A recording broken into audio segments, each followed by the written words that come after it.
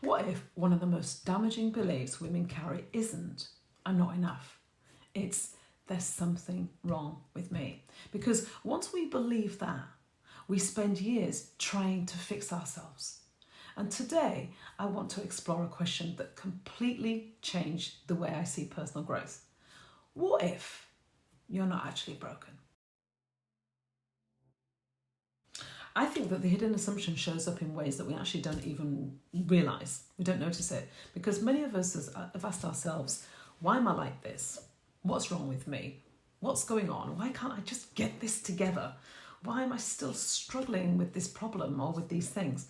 And I completely understand that because I've asked myself those questions so many times. But what's really interesting is that every one of those questions assume the same thing, that there's something wrong, that we're somehow defective, that we're the problem. And when we start from that assumption, we often end up spending many, many years trying to fix ourselves, sometimes even decades, which is exhausting. What if we're adapted, not broken?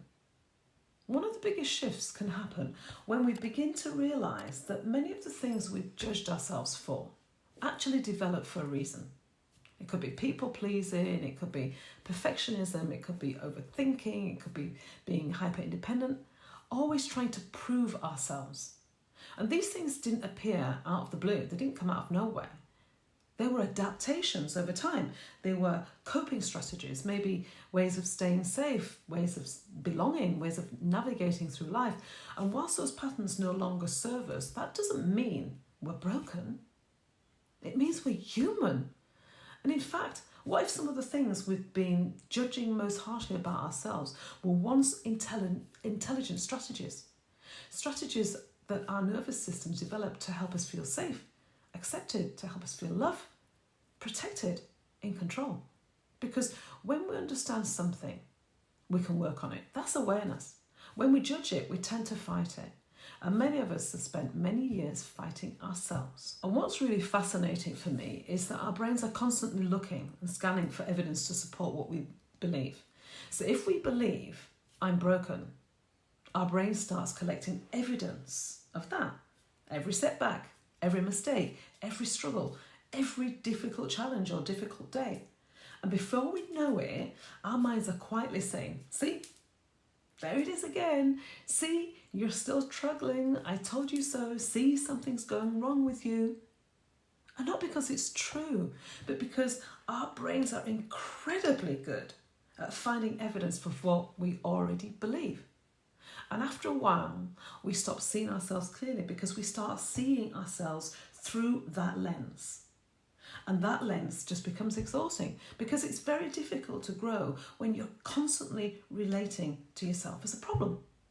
So what if we've mistaken adaptation for identity? And this is where things get really, really interesting because after years of repeating the same patterns, we often stop seeing them as behaviours and we start seeing them as who we are. We stop saying things like, I have a tendency to people please, and we start saying, I am a people pleaser. Or we stop saying, I've adapted, and we start saying, this is just who I am. But what happens if that's not true? What happens if we've just mistaken adaptation for identity? What if the pattern isn't who we are? What if it's simply something we've learned, something that we've practiced for so long, something that we've repeated, something that we've carried, but not who we are? That's a very, very, very different conversation. So what if we stopped asking, what's wrong with me? And started asking, what happened?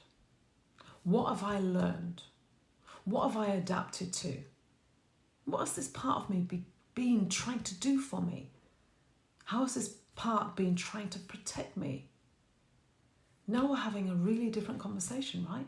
A more compassionate conversation, a more curious conversation, and often a more transformative one as well, because when we stop fighting ourselves, we create space to understand ourselves much more. There's more compassion. And understanding creates possibilities that self-judgment never can. So a little reflection for you. I want you to notice something. I just want you to pay attention how often you ask yourself, what's wrong with me? Just notice it. When you catch it, just pause and simply ask, what if nothing is wrong with me?